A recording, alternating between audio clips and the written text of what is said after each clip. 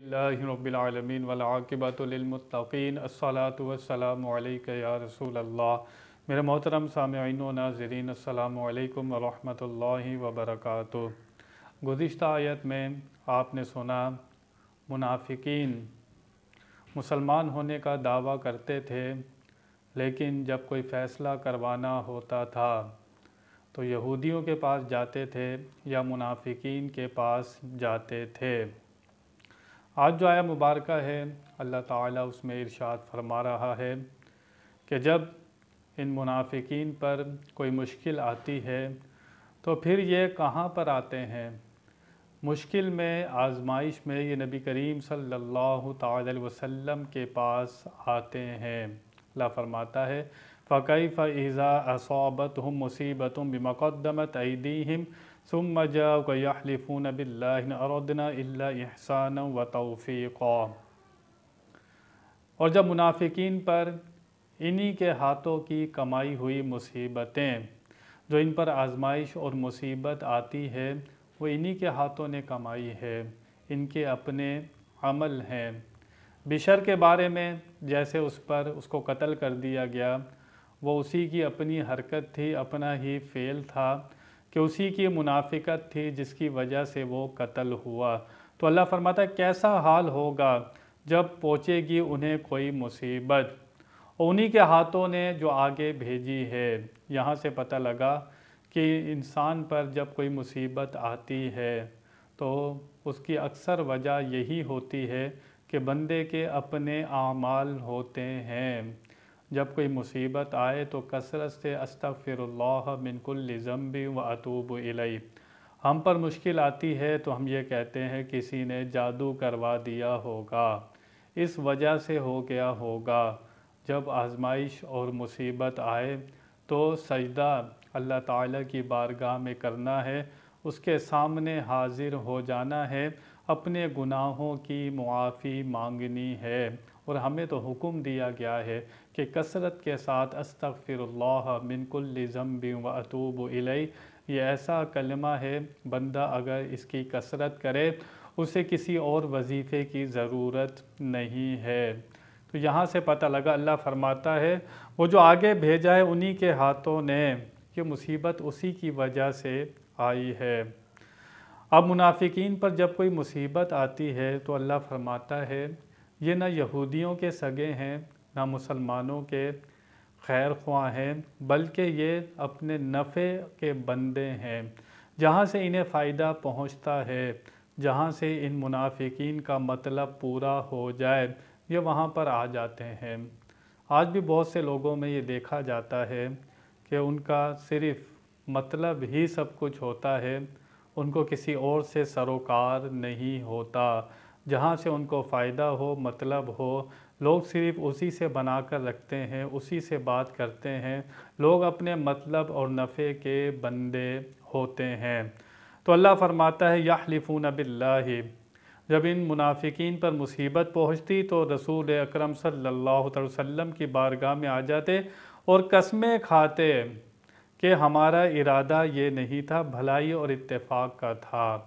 جب یہ حضرت عمر فاروق کے پاس گئے، بشر گیا، وہ قتل کر دیا گیا، اس کے جو رفقا تھے، عزیز و اقارب تھے، گھر والے تھے، حضور کے پاس آئے تو تعویلیں کرنے لگے کہ بشر کو قتل کر دیا حضرت عمر فاروق نے۔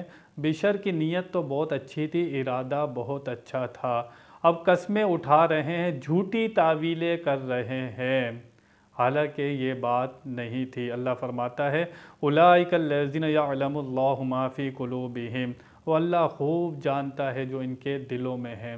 جو زبان سے کہہ رہے ہیں، جو ان کے دلوں میں ہے وہ برعکس ہے، دل میں کچھ ہے، زبان پر کچھ ہے، اب یہ جھوٹ بول رہے ہیں۔ اللہ اپنے حبیب سے فرماتا ہے فَأَعْرِضْ عَنْهُمْ، آپ ان سے چشم پوشی کیجئے، منہ پھیر لیجئے۔ اللہ اپنے حبیب سے فرما رہا ہے یہ منافقین ہیں، ان کی چشم پوشی کیجئے، ان کا بھی پردہ رکھیے، لوگوں کو نہ بتائیے کہ یہ منافق ہیں، چشم پوشی کیجئے ان سے۔ حضور سے کیا چھپا ہوا تھا؟ حضور تو فرماتے ہیں یہ احد پہاڑ ہم سے محبت کرتا ہے، حضور تو اس بے جان جس کے اندر جان نہیں ہے اس کو بھی جانتے ہیں کہ یہ احد پہاڑ ہم سے محبت کرتا ہے، تو منافقین کے دلوں سے حضور کیسے واقف نہ ہوں گے؟ آپ واقف تھے۔ اللہ فرماتا ہے فَأَعْرِضْ عَنْهُمْ، ان سے درگزر کیجئے، چشم پوشی کیجئے۔ وَاعِظْهُمْ وَقُلْ لَهُمْ فِي أَنفُسِهِمْ قَوْلًا بَلِيغًا، اور انہیں نصیحت کرتے رہیے بہت مؤثر دانائی والے کلام کے ساتھ۔ یہ منافقین جو حضور کے دشمن تھے، اللہ اپنے حبیب سے فرما رہا ہے جب دین کی بات کرنی ہے، ان سے کلام کرنا ہے تو پر اثر کلام کرنا ہے، کہ یہ آپ کا کلام سن کر ہو سکتا ہے کہ ان کے دل نرم ہو جائیں۔ یہ کن کے دل تھے؟ منافقین کے دل تھے۔ حضور کو اللہ تعالیٰ فرما رہا ہے کہ آپ نے اپنے کلام پر اثر رکھنا ہے۔ یہاں سے مبلغین جو دین کی تبلیغ کرتے ہیں ان کے لیے ایک بڑا پیغام ہے کہ وہ دشمنان اسلام کے سامنے بھی اپنا کردار، اپنا کلام جب دین کی بات کریں تو پر اثر کلام کریں جس کا اثر ہو ان کے دلوں پر۔ تو یہاں سے پتہ لگا کہ بندہ جو تبلیغ کرتا ہے اصل تبلیغ ہوتی ہے کردار سے۔ آج اسلام جو پھیلا، حضور اکرم صلی اللہ علیہ وسلم نے 1,24,000 صحابہ کرام تھے، 1.25 لاکھ، تھوڑے سے عرصے میں، تو حضور کا اس کے پیچھے کردار تھا۔ آپ کو یہود و نصارہ کفار مشرکین بھی صادق اور امین کہا کرتے تھے۔ آج جو شخص چاہتا ہے کہ لوگ اس کی بات سنیں، اس کا کلام پر اثر ہو جائے، تو اس کے قول اور فعل میں تضاد نہیں ہونا چاہیے۔ جو اس کے الفاظ ہوں وہ اس کا کردار بھی ہونا چاہیے۔ اگر بندہ اپنے بیٹے کو نصیحت کرتا ہے، جو بات کہہ رہا ہے کہ بیٹا سگریٹ نہیں پیا کرو، اگر والد خود سگریٹ نہیں پیتا تو اس کا اثر ہوگا، تو یہاں سے پتہ لگا جو گھر کا سربراہ ہو اس کا کردار، اس کا اخلاق کمال پر ہونا چاہیے، اس کا کلام پر اثر ہونا چاہیے۔ لوگ شکایت کرتے ہیں کہ لوگ ہماری بات نہیں مانتے، تو اس میں ضرور قول اور فعل میں تضاد ہوتا ہے۔ کمپنی کا باس ہو، لیڈر ہو، کوئی شخص بھی بڑے مقام پر ہو، جب تک اس کے الفاظ، اس کے کردار، اس کا قول اور فعل ایک نہ ہو جائے، اس کا کلام کبھی پر اثر نہیں ہوتا۔ اگر وہ چاہتا ہے لوگ اس کی بات سنیں تو اس کی زبان بھی صاف ہونی چاہیے، جو جھوٹ نہ بولتی ہو، جو حرام نہ کھاتی ہو، دل صاف ہونا چاہیے۔